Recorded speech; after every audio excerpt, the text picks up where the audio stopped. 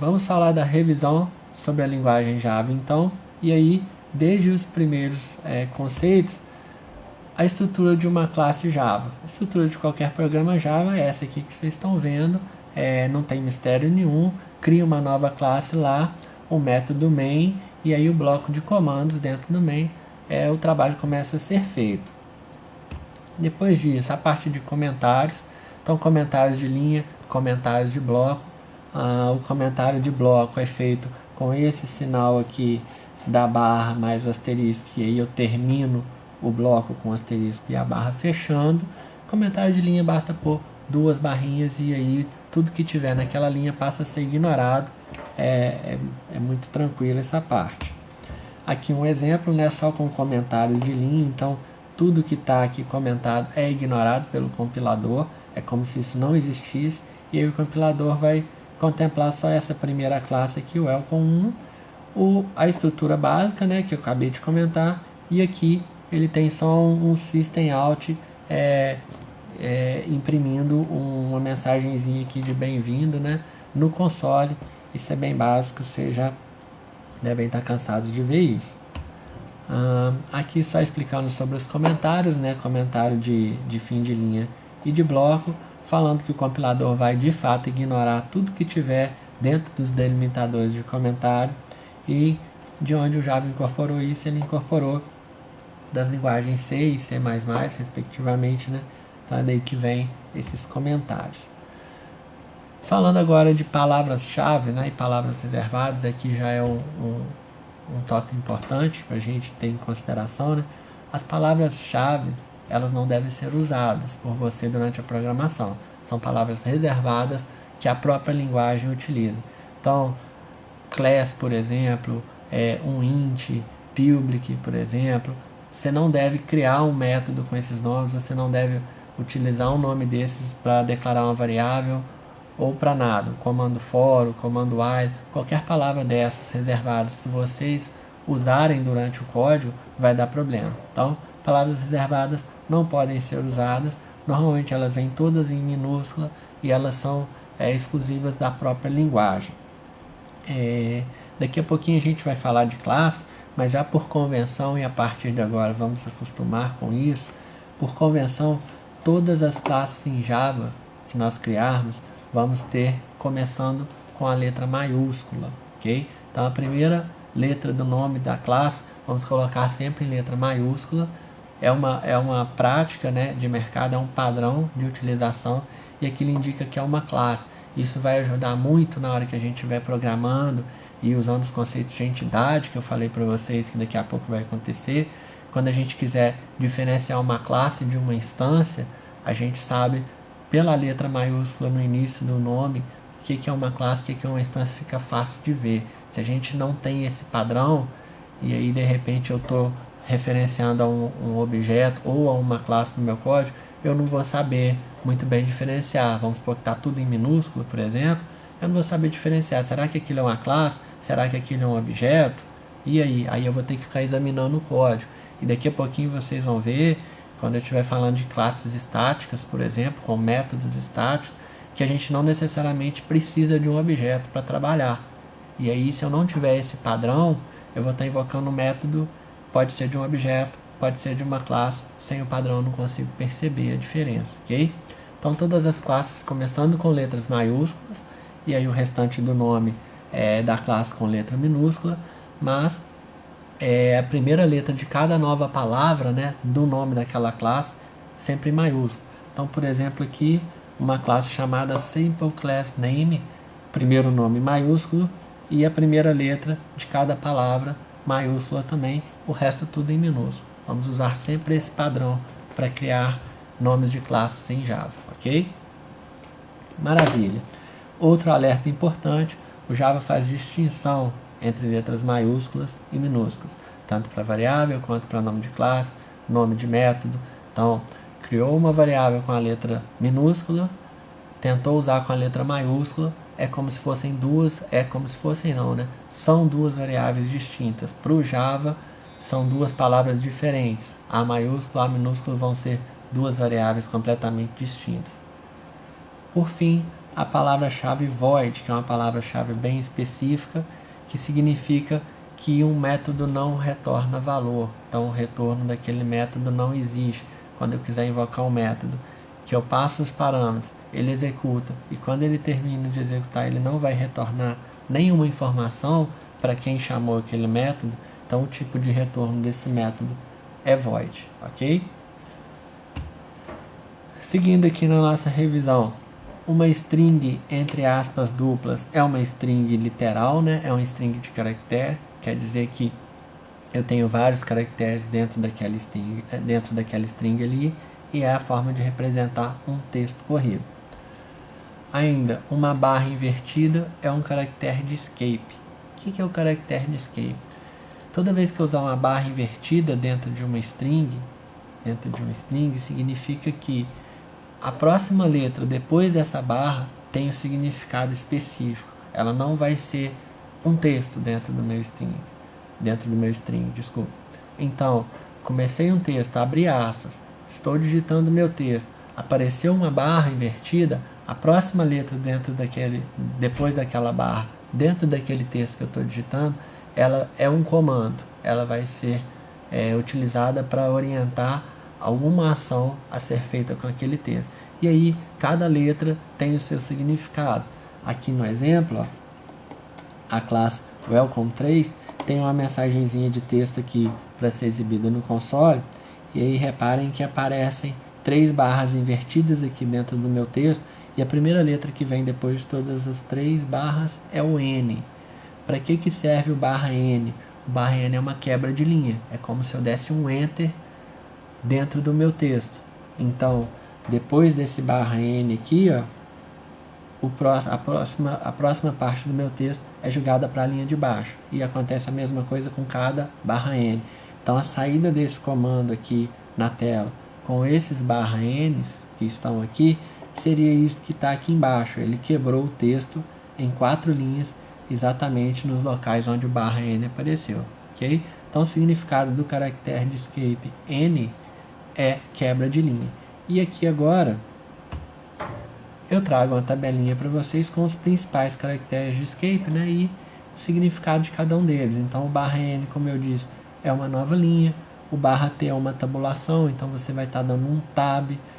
O barra R é um retorno de carga, né, ele posiciona o cursor no início da linha atual. Isso é muito usado às vezes para impressão. 2 barras são utilizadas para imprimir um caractere de barra. Então, e se eu quiser um caractere de barra dentro do meu string, eu não posso ter, porque a barra significa escape?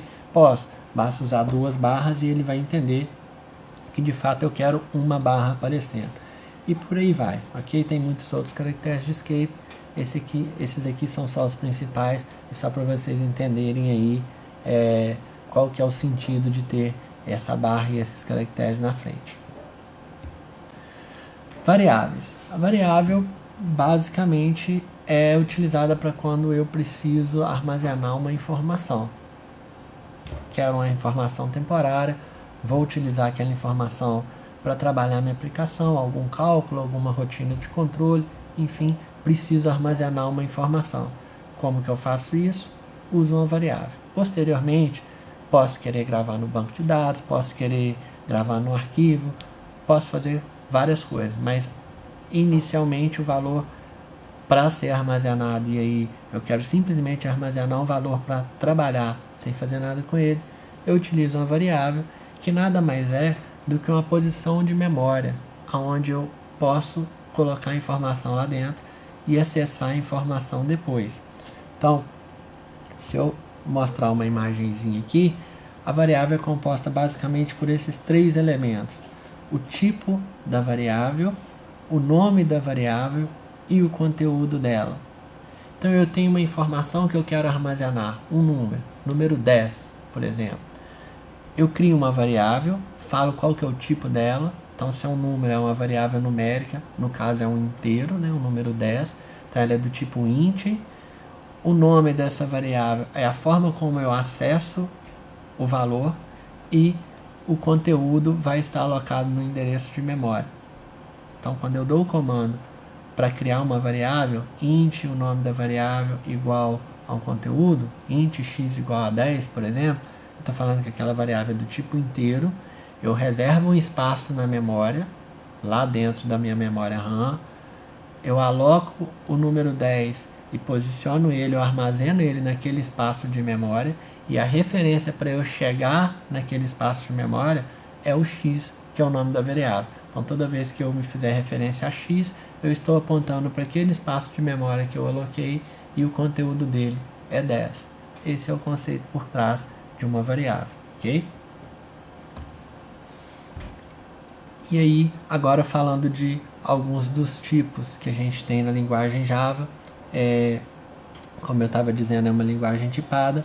Temos os tipos primitivos, que são os principais tipos, né? E aí, começando com int, float, double e char, esses 4 tipos são tipos da linguagem, são palavras reservadas, né? Por isso mesmo o nome sempre em minúscula também. E aí o int para armazenar um inteiro, float, que é uma variável de ponto flutuante, né? Então é um tipo de dado com casa decimal. O double, semelhante ao float, mas tem uma diferença na capacidade de armazenamento. O double consegue armazenar um valor numérico bem maior do que o float. E o char, que é uma variável de caractere. Então, como eu estava dizendo, Java é uma linguagem tipada. Esses são os 4 tipos primitivos. Existem vários outros, vamos dar uma olhada aqui. Mas os tipos primitivos, os tipos básicos que vêm com a linguagem, são esses 4 aqui. E aí, a partir dos tipos primitivos, nós temos tipos derivados e temos ainda outros tipos que nem estão aqui nessa tabela e que a gente vai aprendendo ao longo dessa disciplina. Mas aqui, já de antemão, nós temos o byte, int, long, float, double, char, string e boolean.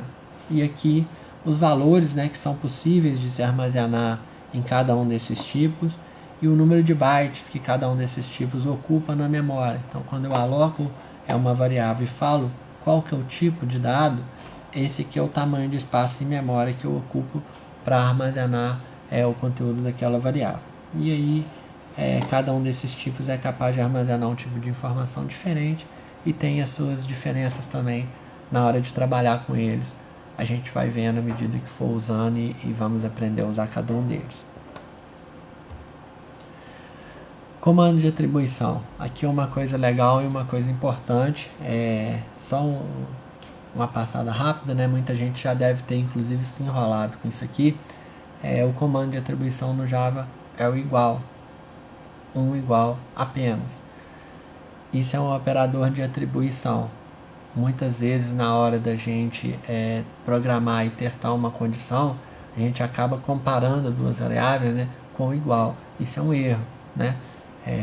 Os comandos os operadores lógicos, né, e o igual para comparar dois valores para saber se eles são iguais, eu vou usar 2 vezes o igual. Então esse é um erro muito comum.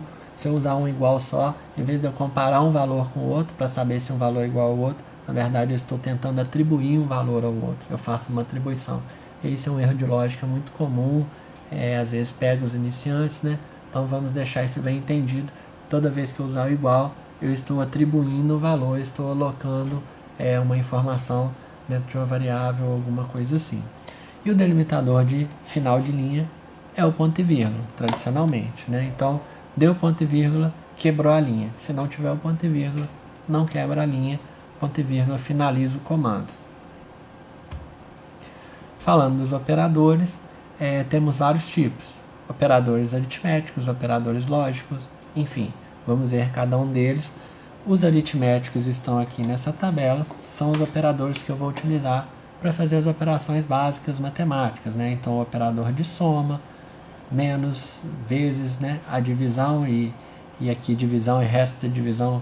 Às vezes as pessoas se embolam um pouquinho com isso aqui, né? Então é legal trazer. Aqui vai ser x dividido por y. E aqui vai ser o resto da divisão de 10 por 3. Então o resultado aqui, usando esse sinal, seria 1.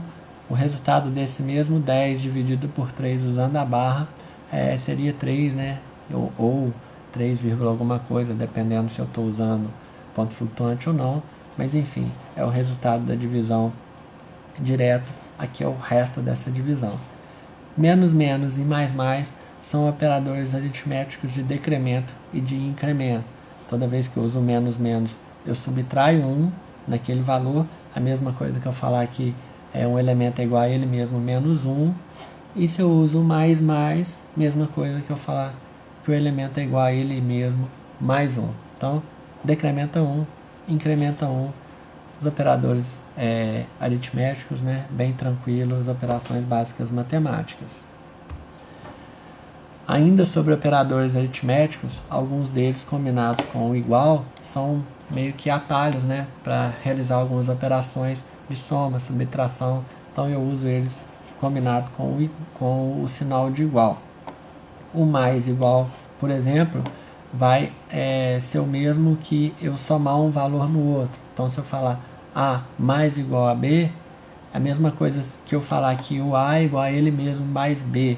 E isso aqui, ó, é uma coisa muito diferente de A mais B, né? Ou de eu falar que A é igual a B. Se eu falo A igual a B, o A está simplesmente trocando o valor dele pelo valor de B. Quando eu falo A mais igual a B, eu não estou trocando o valor de A pelo valor de B. Eu estou pegando o valor de B e somando no valor que o A já tinha. Então, é uma diferença básica, mas vital, né? E aí, para os sinais de menos, vezes, divisão, mesma coisa. Menos igual é subtrair um valor do valor que o outro elemento já tem. O vezes é multiplicar um valor no valor que o elemento já tem. E a divisão é dividir um valor.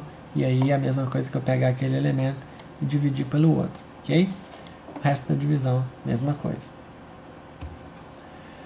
Depois, operadores unitários. Aí aqui, combinados ainda com o sinal de igual, né? São os operadores de incremento ou atribuição e decremento e atribuição com decremento.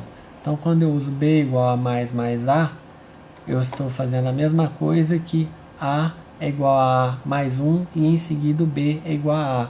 Ou seja, quando eu coloco mais antes do A, primeiro eu somo 1 no A. E aí depois eu atribuo para o B o valor do A já com 1 acrescido. Então vamos supor que o A aqui fosse igual a 10. Quando eu faço B igual a mais A, eu somo 1 no A, o A passa a ser 11. E aí depois eu atribuo esse 11 no valor de B. Já aqui, ó, na linha de baixo, o mais está na frente do A. Ó. Então é diferente da linha de cima. B igual a A mais. O que isso quer dizer? Quer dizer que primeiro vem a atribuição de A para B. Depois eu incremento 1 no A. Então o resultado dessa instrução aqui, mesmo exemplo, A sendo 10, primeiro eu ia atribuir o valor de A para B, ou seja, B passa a ser 10. E depois eu ia somar 1 no A. O A ficaria sendo 11 e o B ficaria sendo 10. Essa é a diferença. E o menos a mesma coisa. Então B igual a menos A, primeiro eu subtraio de A, depois eu atribuo para B.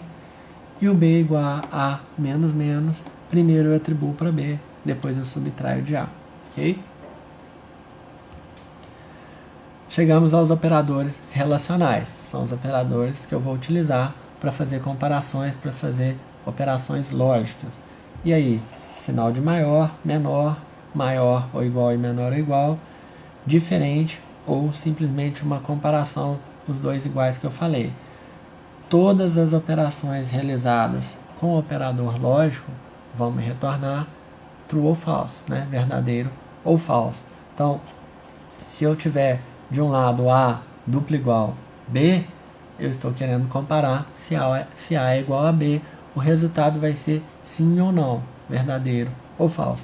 E para todos os outros, mesma coisa. Um é maior que o outro, um é menor, é diferente, e aí, de acordo com a operação que eu preciso realizar. Ainda operadores lógicos, são operadores de junção, esses aqui, de escolha ou de negação, né? Os operadores de junção, eu vou ter duas sentenças sendo comparadas, e aí vem aquelas regras de tabela verdade, né? Verdadeiro e verdadeiro, ou verdadeiro e falso, e a gente tem que saber um pouquinho dessas comparações lógicas aí e dos resultados que isso produz. Mas os operadores são esses. Então, se eu quiser comparar uma sentença e outra sentença e saber o resultado das duas juntas, por exemplo, o cara uma pessoa ele tem mais de 20 anos e está empregado, a resposta das duas sentenças é verdadeira ou não. Eu uso esse operador I aqui para comparar. Às vezes ele pode ter mais de 20 anos, mas não está empregado. Então a primeira sentença é verdadeira, a segunda é falsa. As duas juntas, qual o resultado que dá? Se eu usar o operador I, vai dar falso. Se eu usar o operador OU, vai dar verdadeiro. E aí o entendimento de como que essas sentenças somadas, né, quando eu comparo elas com operadores lógicos e aí faço mais de uma sentença, o resultado delas, a gente tem que saber um pouquinho sobre aquelas operações de lógica matemática e um pouquinho das regrinhas daquilo que a gente chama de tabela verdade, né? Ok, mas os operadores são esses aqui.